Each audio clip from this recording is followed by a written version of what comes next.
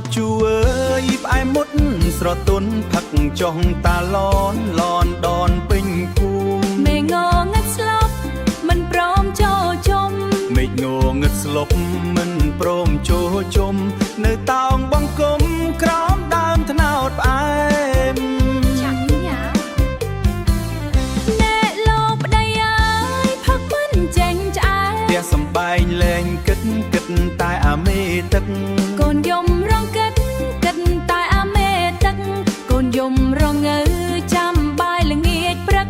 ឯប្តីខំផឹកភ្លេចផ្លូវចូលផ្ទះតាឡនតន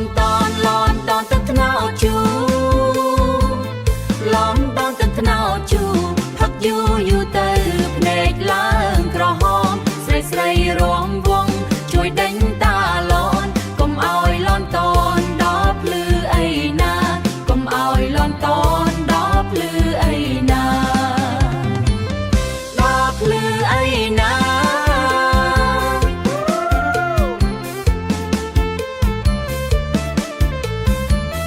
កុំខឹងអីអូនទឹកត្នោតជូទេផឹកបន្តិចដេកស្រួលកំឡាំងឡើងខ្លាំងអីលោកប្តីដើរទៅផ្អៀងផ្អងជើងជន់របងស្មានតែផ្លូវដើរជើងជន់របងស្មានតែផ្លូវដើរមើលចុះអ្នកភូមិសើចំអកឲ្យប្តីខ្ញុំរយិករយាកដូចមន់ត្រូវទឹក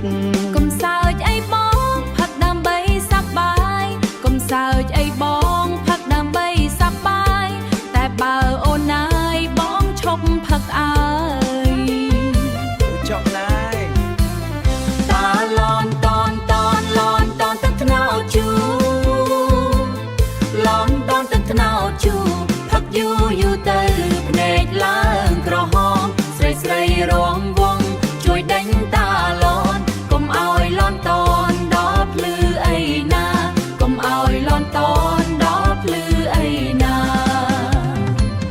ដល់ភ្លឺអីណា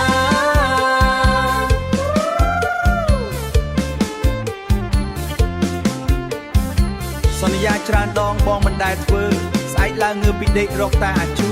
លើកនេះលើកចុងឈប់ផឹកអាជូទៅរកអាដូចតែ